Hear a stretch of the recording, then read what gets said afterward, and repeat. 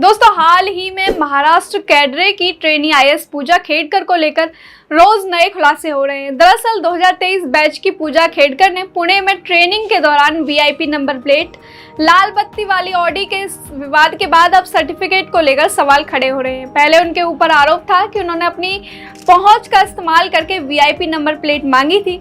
इतना ही नहीं, पुणे कलेक्टर का निजी चैम्बर भी छीनने का आरोप उनके ऊपर लगा है। इसके अलावा पूजा ने आईएएस में शामिल होने के लिए विकलांगता प्रमाण पत्र फर्जी बनवाया था। इस खुलासे के बाद महाराष्ट्र नौकरशाही से लेकर सरकार के गलियारों में हडकंप की स्थिति बनी हुई थी।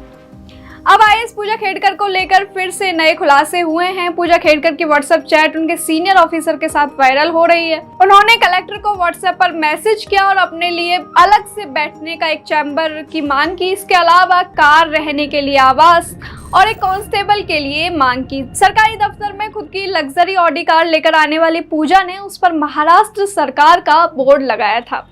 पूजा ने पुणे में प्रोबेशनरी असिस्टेंट कलेक्टर के तौर पर ज्वाइन किया था। उनकी वीआईपी डिमांड को लेकर कलेक्टर सुहास दिवसे ने उनके खिलाफ कार्रवाई की है। इसके बाद उनका ट्रांसफर वासिम कर दिया गया। खुलासा ये भी हुआ है कि पूजा खेडकर के सीनियर जब मुंबई गए थे तब पूजा ने सीनियर के चैम्बर पर भी कब्जा कर लिया था। पूजा ने वहां अपने नाम का बोर्ड लगा दिया और सीनियर के सामान को लेकर बाहर फेंक दिया। पुणे के कलेक्टर सुहास दिवसे ने इस व्यवहार के संबंध में उच्च मुख्य सचिव मंत्रालय को रिपोर्ट दी थी।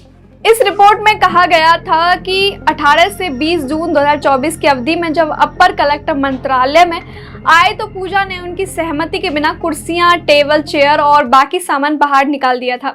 इसके बाद राजस्व सहायक को बुलाकर उनके नाम का letter head, visiting card, paperweight, राष्ट्रीय ध्वज, नेम प्लेट, शाही मोहर, इंटरकॉम उपलब्ध कराने के लिए निर्देश आईएएस पूजा ने दिए थे। पूजा ने दृष्टिबाधित श्रेणी से आईएएस की परीक्षा पास की थी और साथ ही मानसिक बीमारी होने का प्रमाण पत्र भी पेश किया गया था। यहाँ तक कि खुद को आर्थिक रूप से कमजोर बताया। साथ ही यह भी बताया कि उनके माता पिता अलग रहते हैं और वह अपनी माँ के साथ रहती है। जबकि आईएएस पूजा के पिताजी जब लोकसभा चुनाव लड़ने जा रहे थे तो उनके दस्तावेजों में ऐसा कोई प्रमाण नहीं मिला। साथ ही उनकी आर्थिक स्थिति भी काफी बढ़िया थी।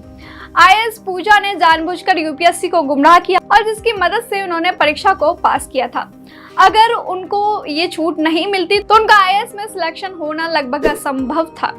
पूजा खेडकर ने आईएएस में सिलेक्शन के लिए पूरा इंतजाम पहले से ही पक्का करके रखा था। आईएएस पूजा के ऊपर अपने सीनियर के साथ अनैतिक व्यवहार, फेक डिसेबिलिटी सर्टिफिकेट बनवाने, ओबीसी एनसीएल का फायदा लेने और पेरेंट्स के सेपरेशन की झूठी कहानी बनाने के आरोप लगे हैं। महाराष्ट्र सरकार लगातार इस केस पर नजर बनाए हुए है। तो दोस्तों, अगर आपको ये वीडियो पसंद आया हो तो इसे लाइक करें। साथ ही आप इस खबर पर क्या सोचते हैं, हमें अपनी राय कमेंट में जरूर बताएं।